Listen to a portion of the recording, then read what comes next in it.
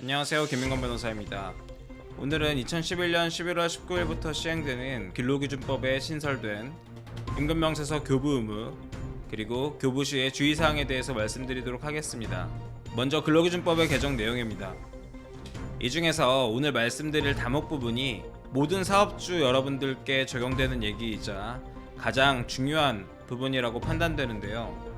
직원을 고용하고 계신 분이면 누구나 적용되는 사항이기 때문에 직원을 고용하고 계신 분이라면 꼭 이 영상을 끝까지 시청하실 것을 권해드립니다. 먼저 신설된 근로기준법 제48조 제2항을 보면 사용자는 앞으로 근로자한테 임금을 지급할 때 임금의 구성 항목, 계산 방법 등을 구체적으로 기재한 임금명세서를 교부하여야 합니다. 이를 교부하지 않을 경우 근로기준법 제116조에 따라 500만원 이하의 과태료에 처해질 수 있습니다. 과태료 문제보다 제가 말씀드리고 싶은 부분은 이때 여러분들이 작성하시게 되는 이 임금명세서는 잘못 작성하시게 되면 추후 근로자하고의 분쟁이 생겼을 때 고용노동청, 법원 등에서 여러분들에게 불리하게 작용할 수 있다는 것인데요. 임금의 구체적 구성 항목과 계산 방법을 제대로 기재하지 않으실 경우에 이후 근로자에게 큰 돈을 주어야만 하는 그런 상황이 생길 수도 있으므로 이 부분을 꼭 제대로 알아보셔야만 합니다. 예를 한번 들어보겠습니다. 일주에 연장근로와 야간근로를 6시간 하여 46시간 근무하는 직원의 월급이 300만원이라고 가정하겠습니다. 5인 이상 사업장의 경우 연장근로와 야간근로에는 가산수당을 지급하여야 하죠. 따라서 법을 지키면서 총액을 300만원에 맞추기 위해서는 시급을 11,500원으로 놓고 기본급을 270만원, 연장근로수당, 야간근로수당을 15만원씩으로 놓아야 합니다.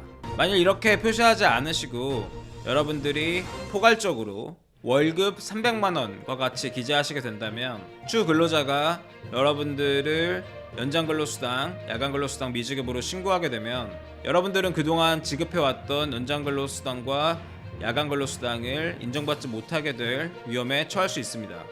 근로감독관이 보기에는 가뜩이나 이 300만원이라는 임금 안에 연장근로수당이나 야간근로수당이 포함되어 있는지 아닌지가 불확실한데 임금명세서에 야간근로수당과 연장근로수당이 기재되어 있지 않다면 그것만큼 확실한 것이 없겠죠.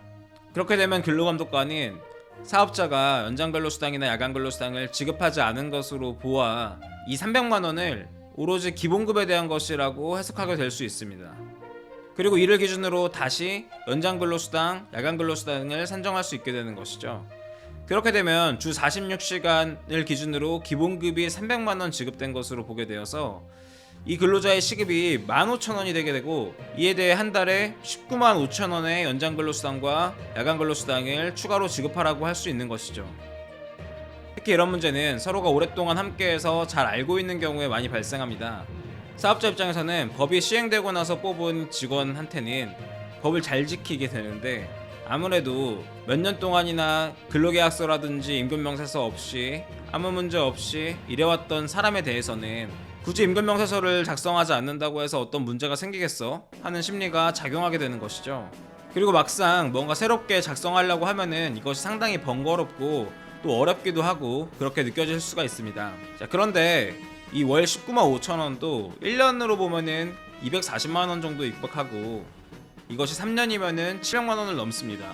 그리고 직원이 한 명이 아니라 여러 명이라고 치면은 정말로 이 임금명세서를 작성하지 않을 경우에 여러분들이 큰 일에 큰 위험에 처하게 되실 수가 있어요. 그렇기 때문에 저는 꼭 이 임금명세서를 제대로 작성하실 것을 권유드립니다. 물론 기존에도 근로계약서를 교부할 때 임금의 구성 항목이라든지 계산 방법을 명시할 것을 근로기준법에서 정하고 있었는데요.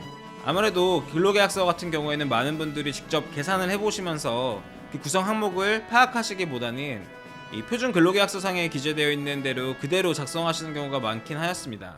이제는 매번 임금명세서를 교부해야 되고 그리고 이 임금명세서가 나한테 굉장히 불리하게 작용될 위험이 높다는 점에서 여러분들이 꼭 기본급, 주휴수당, 연장근로수당, 야간근로수당, 기본시급에 대해서 정확하게 숙지하시고 그 뒤에 임금명세서를 작성하셔야 할 것 같습니다.